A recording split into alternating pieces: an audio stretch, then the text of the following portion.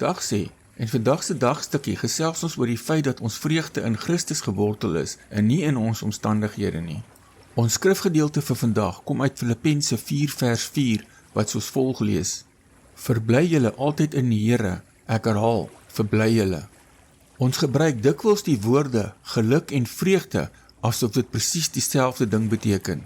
Maar in die geestelike lewe is daar 'n massiewe verskil. Geluk is afhanklik van dit wat rondom ons gebeur.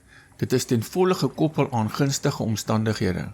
As die son skyn, as daar geld in die bank is en as ons verhoudings goed gaan, dan voel ons gelukkig. Maar sodra die storms kom, verdwyn daardie geluk net so vinnig soos die oggendmis. Vreugde daarenteen werk heeltemal anders. Ware Bybelse vreugde is nie 'n oppervlakkige emosie wat soos die wind rondwaai nie. Dit is 'n diep, standvastige anker. Dit is 'n vaste wete dat God in beheer is, dat sy liefde vir ons onfeilbaar is en dat ons toekoms in hom veilig is.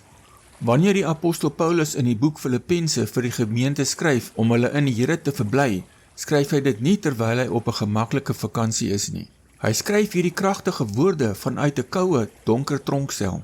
Tog straal sy briewe van oorwinnende blydskap.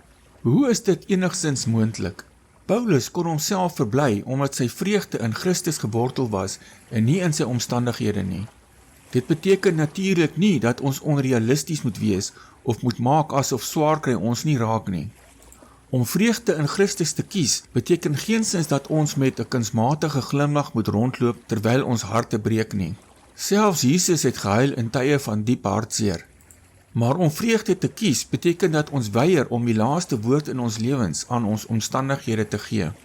Ons herinner onsself daaraan dat ons identiteit en ons hoop nie gebou is op dinge wat kan verander of weggeneem kan word nie, maar op die ewige, onveranderlike rots, naamlik die Here Jesus Christus. Wanneer die lewe voel asof dit jou wil ronddruk, vra jouself eerlik af, waar groei die wortels van my vreugde?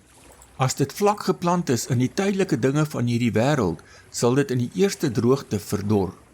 Maar as dit diep in Christus gewortel is, kan jy die hitte van enige seisoen deurstaan. Herinner jouself van God se onveranderlike karakter, sy almag, sy getrouheid en sy soewereine voorsienigheid wat jou insluit. Onthou sy belofte oor die mossies en laat hierdie waarhede die voeding wees wat weer vreugde in jou binneste laat opbloei. Onthou, die opdrag om ons altyd in die Here te verbly is 'n opdrag en nie 'n voorstel nie. Kom ons bid saam. Here Jesus, baie dankie dat U my onuitputlike bron van lewende water en ware vreugde is. Vergewe my asseblief dat ek so maklik toelaat dat my daaglikse omstandighede my gemoed dikteer en my vreugde steel. Help my asseblief om my wortels altyd diep in U liefde te anker.